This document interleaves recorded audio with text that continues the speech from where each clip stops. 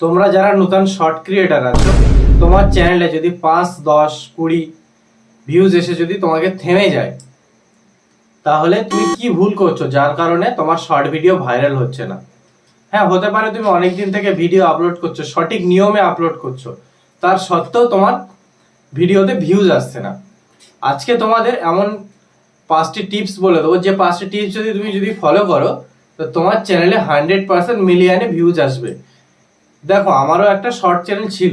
আমি টেক চ্যানেলের ভিডিও বানানোর আগে আমি শর্ট চ্যানেলেও কাজ করেছি, এবং সেখান থেকেও ভিডিও মিলিয়নে ভিউজ এনে চ্যানেল মনিটাইজও করেছি। আমার নিজের এক্সপিরিয়েন্স থেকে বলছি, তোমাকে সঠিক নিয়মে ভিডিও আপলোড করতে হবে। ভিডিও যদি শর্ট ভিডিও তুমি যদি আপলোড করো, ইউটিউব যদি শর্ট ফিডে রেকমেন্ড করে, সাথে সাথে তোমার ভিডিও ভাইরাল হবে।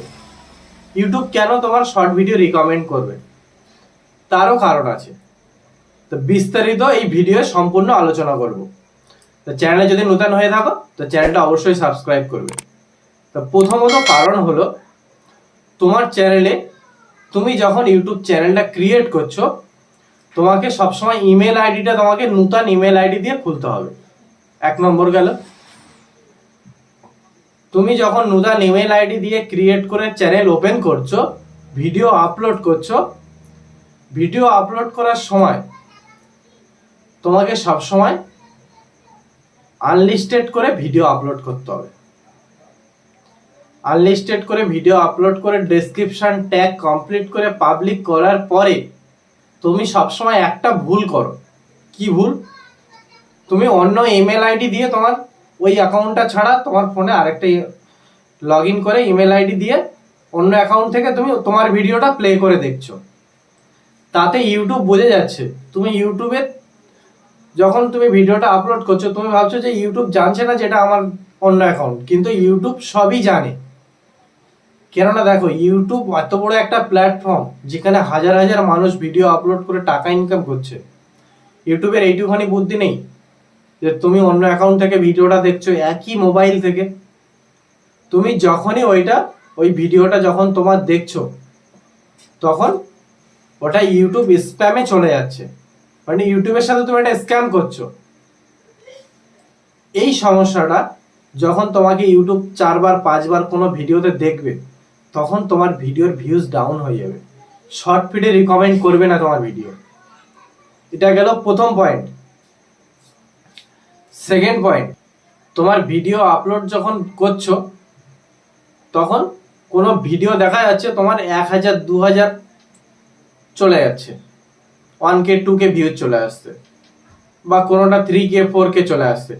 এবার তুমি কি করছো, যে ভিডিওটা তোমার ভাইরাল হচ্ছে সেই ভিডিওটা নিয়ে আবার ফের আপলোড করে দিচ্ছ। ডবল আপলোড করার ফলে তোমার চ্যানেলে আস্তে আস্তে ভিউজ ডাউন হয়ে যাবে। দেখো, যে ভিডিওটা তোমার 4000, 5000 ভিউজ এসেছিল, পরের বারে যখন সেই ভিডিওটা আপলোড করছো, তখন 1K 2K অব্দিও যাচ্ছে না, দেখা যাচ্ছে 1K গিয়ে থেমে যাচ্ছে, কারো 5, 10, 50 ভিউজে গিয়ে আটকে যাচ্ছে। এটা গেল সেকেন্ড স্টেপ।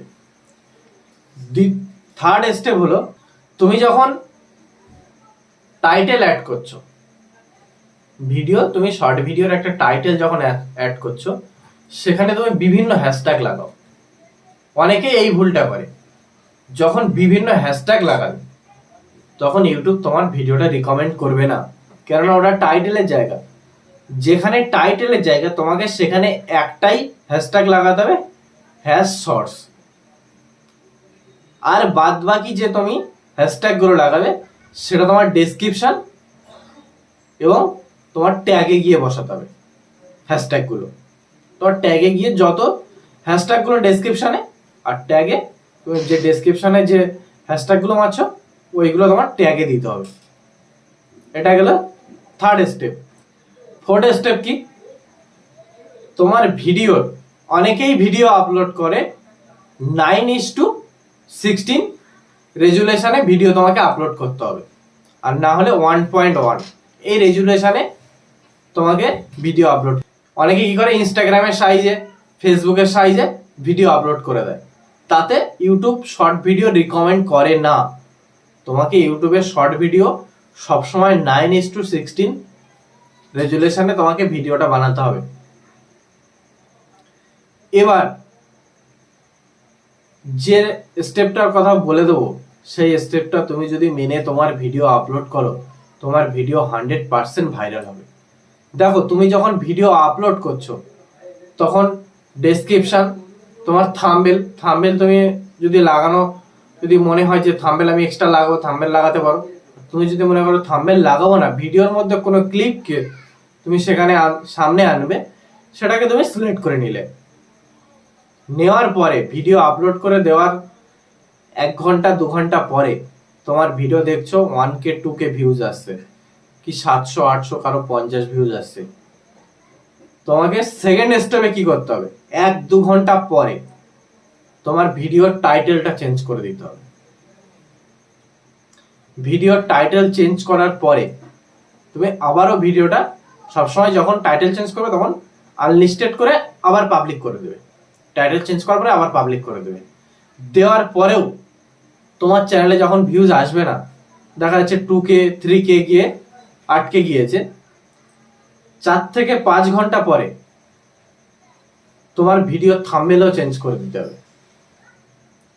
থাম্বনেল চেঞ্জ করে দিলে দেখবে 8 থেকে 10 ঘন্টার মধ্যে তোমার ভিডিও ভাইরাল হয়ে যাবে। এটা হচ্ছে ইউটিউবের সিক্রেট নিয়ম। দেখো, ইউটিউবের যে অ্যালগোরিজম প্রতিনিয়ত চেঞ্জ হচ্ছে, তো তোমার ইউটিউবের অ্যালগোরিজম মেনে তোমাকে ভিডিও বানাতে হবে। আরো নতুন নতুন টিপস পেতে চ্যানেলটা অবশ্যই ফলো করো, সাবস্ক্রাইব করে রাখো আরো নতুন নতুন ভিডিও পেতে।